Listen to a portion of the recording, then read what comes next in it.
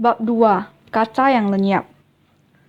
Sudah hampir 10 tahun berlalu sejak suami istri Dursley terbangun dan menemukan keponakan mereka di depan pintu. Tetapi private drive hampir tak berubah. Matahari terbit menyinari halaman-halaman depan yang rapi dan membuat berkilau angka 4 dari kuningan di pintu depan rumah keluarga Dursley. Sinar matahari merayap ke dalam ruang keluarga mereka, yang masih nyaris sama dengan pada malam Mr. Dursley menonton berita penting tentang burung-burung hantu dahulu. 10 tahun yang lalu, ada banyak foto anak yang tampak seperti bola pantai besar merah jambu memakai topi yang warnanya berbeda-beda.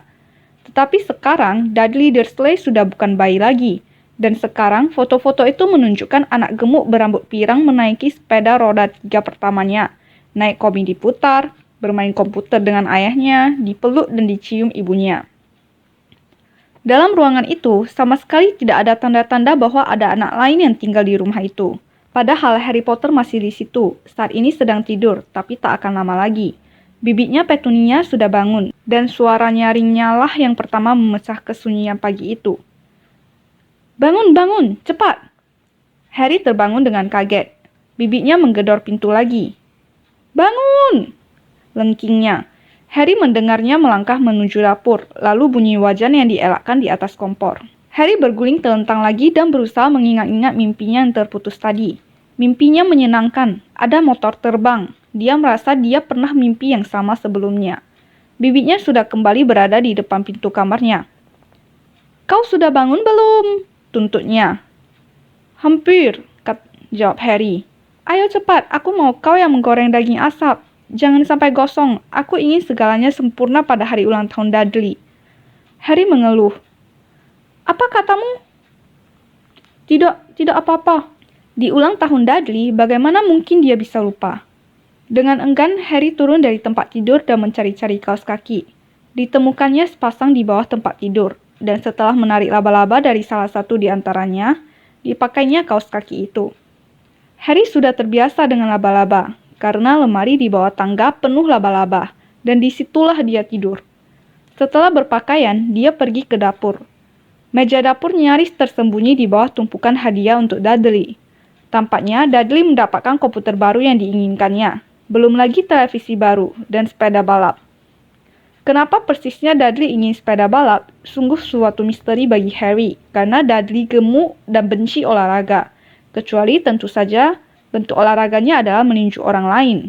Kantong tinju favorit Dudley adalah Harry, tetapi Dudley jarang berhasil mengenainya. Harry memang tidak kelihatan gesit, tetapi dia gesit sekali. Mungkin ada hubungannya dengan tinggal di dalam lemari yang gelap. Tetapi Harry termasuk kecil dan kurus untuk umurnya. Dia bahkan kelihatan lebih kecil dan lebih kurus dari yang sesungguhnya karena semua pakaiannya lungsuran Dudley. Dan Dudley 4 kali lebih besar daripadanya. Harry berwajah kurus, lututnya menonjol, rambutnya hitam, dan matanya hijau cemerlang. Dia memakai kacamata bulat yang bingkainya dilekat dengan banyak selotip, karena seringnya Dudley memukul hidungnya. Satu-satunya yang disukai Harry pada penampilannya adalah bekas luka tipis pada dahinya yang berbentuk sambaran kilat. Sejauh yang dia ingat, dari dulu bekas luka itu sudah ada, dan pertanyaan pertama yang seingatnya dia tanyakan kepada Bibi Petunia adalah bagaimana dia mendapatkan bekas luka itu. "Dalam kecelakaan waktu orang tuamu meninggal," katanya. "Dan jangan tanya-tanya lagi." "Jangan tanya-tanya. Itu peraturan pertama jika mau hidup tenang bersama keluarga Dursley." Paman Vernon masuk ke dapur ketika Harry sedang membalik daging. "Sisir rambutmu," perintahnya, sebagai ucapan selamat paginya. Sekali seminggu, Paman Vernon memandang dari atas korannya dan berteriak bahwa Harry harus potong rambut. Harry pastilah sudah potong rambut lebih sering dibanding seluruh teman sekelasnya sekaligus. Tetapi sama saja, rambutnya tetap saja tumbuh begitu berantakan. Harry sedang menggoreng telur ketika Dudley muncul di dapur dengan ibunya. Dudley mirip sekali dengan Paman Vernon. Wajahnya lebar dan merah jambu, lehernya pendek, matanya kecil biru berair. Rambutnya yang tebal pirang menempel rapi pada kepalanya yang gemuk. Bibi Petunia sering mengatakan bahwa Dudley kelihatan seperti bayi malaikat, sedangkan Harry sering mengatakan Dudley seperti babi pakai wig. Harry menaruh piring berisi daging dan telur ke atas meja. Ini susah karena nyaris tak ada tempat. Dudley sementara itu menghitung hadiahnya. Wajahnya langsung cemberut. 36, katanya sambil memandang ayah dan ibunya. kurang 2 dibanding tahun lalu. Sayang, kau belum menghitung hadiah Bibi Merch. Lihat, ini dia di bawah hadiah dari Mami and Daddy. Baik, 37 kalau begitu, kata Dudley yang wajahnya sudah merah. Harry yang sudah bisa menduga kemarahan Dudley akan meledak, cepat-cepat mengunyah dagingnya. Siapa tahu Dudley akan menjungkirkan meja. Bibi Petunia rupanya menyadari datangnya bahaya juga, karena dia cepat-cepat berkata, dan kami akan memberikan untukmu 2 hadiah lagi kalau kita jalan-jalan nanti. Bagaimana manis? 2 hadiah tambahan, oke kan? Sejenak Dudley berpikir. Kelihatannya susah baginya. Akhirnya dia berkata pelan-pelan, jadi aku akan punya 39 anak pintar, kata Bibi Petunia. Oh, Dudley duduk dengan keras dan menjangkau bungkusan terdekat. Baiklah. Paman Vernon tertawa. Si kecil ini tak mau rugi, persis ayahnya. Pintar kau, Dudley. Ia mengacak rambut Dudley. Saat itu, telepon berdering dan Bibi Petunia menjawabnya. Sementara Harry dan Paman Vernon menonton Dudley membuka sepeda balap, kamera, pesawat terbang mainan yang dikendalikan remote control, 16 permainan komputer dan perekam video. Dia sedang merobek kertas pembungkus arloji emas ketika Bibi Petunia muncul kembali dengan wajah marah dan cemas. Kabar buruk, Vernon, katanya. Mrs. Fig kakinya patah, jadi tak bisa dititipi dia. Dia mengedikkan kepala ke arah Harry. Mulut Dudley melongok mengeri, tetapi Harry senang. Setiap tahun, pada hari ulang tahun Dudley, orang tuanya mengajak Dudley dan seorang temannya jalan-jalan ke taman hiburan, kios hamburger atau menonton bioskop. Harry dititipkan pada Mrs. Fig, wanita tua aneh yang tinggal 2 jalan dari Private Drive. Harry benci tinggal di sana. Seluruh rumahnya bau kol dan Mrs. Fig memaksanya melihat foto-foto semua kucing yang pernah dimilikinya. Jadi bagaimana? Kata Bibi Petunia, memandang Harry dengan berang seakan Harry yang merencanakan sakitnya Mrs. Fig. Harry tahu dia seharusnya kasihan Mrs. Fig kakinya patah, tetapi dia mengingatkan dirinya bahwa baru setahun lagi dia harus melihat foto Tybalt, Snowy, Mr. Paws, dan Tufty. Kita bisa menelepon Merch. Paman Vernon menyarankan. Jangan ngacok, Vernon. Dia kan benci anak itu. Keluarga Dursley sering membicarakan Harry seperti ini, seakan anak ini tidak ada, atau lebih tepat lagi, seakan dia sesuatu yang sangat menjijikan, seperti bekicot. Bagaimana kalau siapa namanya tuh temamu, Fonny? Sedang berlibur di Majorca, tukas Bibi Petunia. Kalian bisa meninggalkan aku di sini? Harry mengusulkan penuh harap. Dia akan bisa menonton acara yang disukainya di televisi dan mungkin bahkan mencoba komputer Dudley. Bibi Petunia terlihatan seperti tersedak telur. Dan kalau kami pulang nanti, rumah sudah hancur, geramnya. Aku tak akan meledakkan rumah, kata Harry, tetapi mereka tidak memedulikannya. Aku tak akan meledakkan rumah, kata Harry, tetapi mereka tidak memedulikannya. Kurasa kita bisa membawanya ke kebun binatang, kata Bibi Petunia pelan dan meninggalkannya di mobil. Mobil kita baru, dia tak boleh duduk sendirian. Dudley mulai menangis meraung-raung. Sebetulnya sih dia tidak betul-betul menangis. Sudah bertahun-tahun dia tidak menangis. Tetapi dia tahu bahwa kalau dia mengerutkan mukanya dan meraung, ibunya akan mengabulkan semua yang diinginkannya. Dinky dan Didams, jangan menangis. Mami tak akan membiarkannya merusak hari istimewamu. Bibi Petunia berseru sambil memeluk Dudley. Aku tak mau dia ikut. Dudley menjerit di antara isak pura-puranya. Dia selalu merusak acara. Dia menyeringai jahat ke arah Harry dari celah lengan ibunya. Saat itu, bel pintu berbunyi. Ya ampun, mereka sudah datang, kata Bibi Petunia panik, dan sekejap kemudian sahabat Dudley, Pierce Polkis, masuk bersama ibunya. Pierce anak kurus dengan wajah seperti tikus. Dia biasanya yang memegangi lengan anak-anak di belakang punggung, sementara Dudley memukuli mereka. Dudley langsung berhenti berpura-pura menangis. Setengah jam kemudian, Harry yang tak mempercayai keberuntungannya duduk di jok belakang mobil bersama Pierce dan Dudley menuju ke kebun binatang untuk pertama kali dalam hidupnya. Paman dan bibinya tak tahu lagi apa yang harus dilakukan. Tetapi sebelum mereka berangkat, Paman Vernon mengajaknya bicara. Kuperingatkan kau, katanya wajahnya yang lebar keunguan dekat sekali dengan wajah Harry. Kuperingatkan kau sekarang, kalau kau melakukan yang aneh-aneh sedikit saja, kau akan dikurung di lemari itu sampai Natal. Aku tidak akan melakukan apa-apa, kata Harry. Sungguh. Tetapi Paman Vernon tidak percaya, yang lain pun tidak. Susahnya, hal-hal aneh sering terjadi di sekitar Harry dan tak ada gunanya memberitahu keluarga Dursley bahwa bukan dia yang menyebabkan hal-hal itu terjadi. Pernah Bibi Petunia yang sudah sebal melihat Harry pulang dari tukang cukur, tetapi rambutnya kelihatan sama saja, mengambil gunting dapur dan memotong rambut Harry sampai pendek nyaris gundul, kecuali poninya yang sengaja tidak dipotong untuk menyembunyikan bekas luka yang mengerikan. Dudley terbahak-bahak menertawakan Harry. Sedangkan Harry sendiri semalaman tak bisa tidur, membayangkan bagaimana di sekolah keesokan harinya.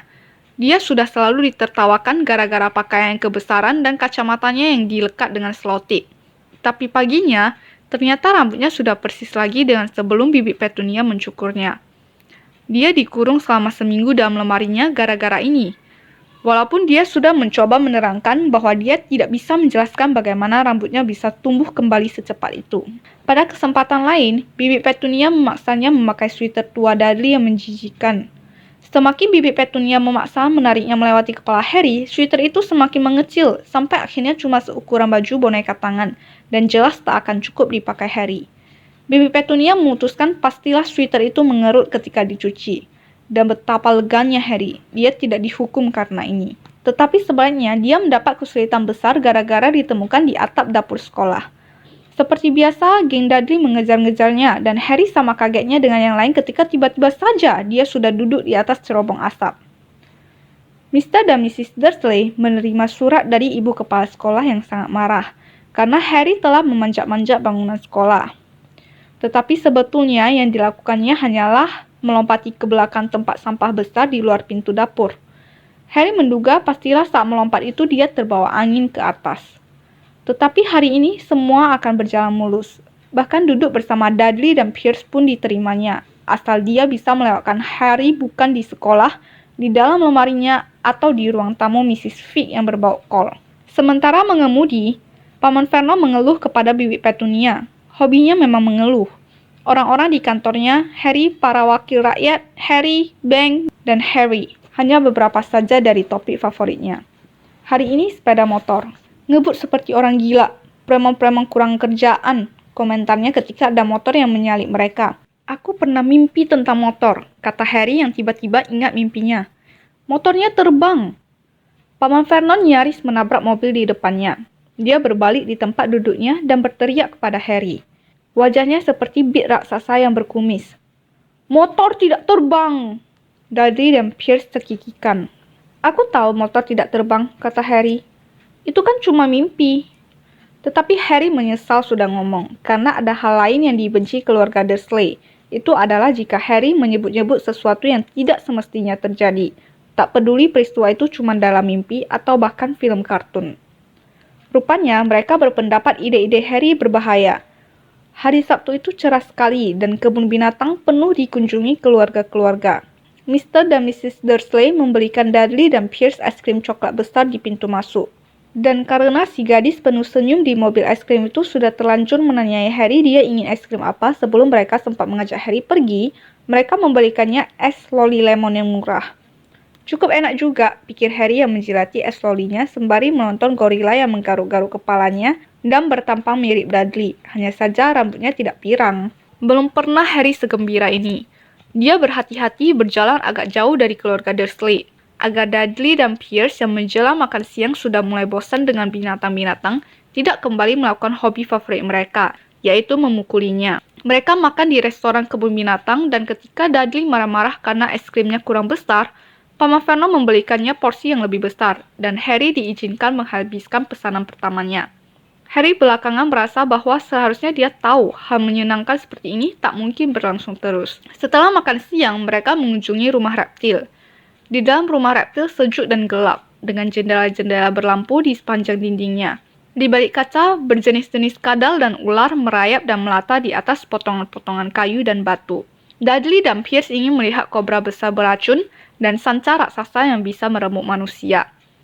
Dudley segera menemukan ular besar di tempat itu. Ular itu bisa membelikan tubuhnya 2 kali ke mobil Paman Vernon dan meremukkannya seperti kaleng kerupuk.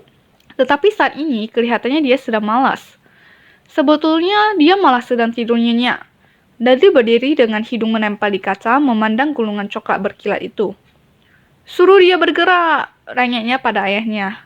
Paman Vernon mengetuk kaca tetapi si ular diam saja. "Ketuk lagi," Dudley menyuruh. Paman Vernon mengetuk keras dengan buku-buku jarinya, tetapi si ular tetap saja tidur. "Sungguh membosankan," keluh Dudley. Dia pergi. Harry ganti bergerak ke dekat kaca dan memandang si ular lekat-lekat. Dia tak akan heran kalau si ular mati karena bosannya. Tak ada teman selain orang-orang bodoh yang mengetuk-ngetuk kaca, mencoba mengganggunya sepanjang hari. Ini lebih parah daripada menggunakan lemari sebagai kamar tidur, dengan satu-satunya pengunjung adalah Bibi Petunia yang menggedor-gedor pintu untuk membangunkannya. Paling tidak, dia kan bisa ke bagian rumah yang lain. Ular itu tiba-tiba membuka matanya seperti mani-mani. Pelan, sangat pelan, ia mengangkat kepalanya sampai matanya sejajar dengan mata Harry. Mata itu mengedip. Harry terbelalak. Kemudian dia cepat-cepat memandang berkeliling untuk memastikan tak ada yang melihat. Ternyata memang tak ada. Dia kembali memandang si ular dan balas mengedip juga. Si ular mengedipkan kepala ke arah Paman Vernon dan Dudley, kemudian mendongak ke langit-langit. Pandangannya kepada Harry seakan jelas berkata, "Sepanjang waktu memang seperti itu." "Aku tahu," gumam Harry lewat kaca, meskipun dia tak yakin si ular bisa mendengarnya. "Pastilah ini menyebalkan." Si ular mengangguk-angguk bersemangat. "Kau berasal dari mana sih?" tanya Harry.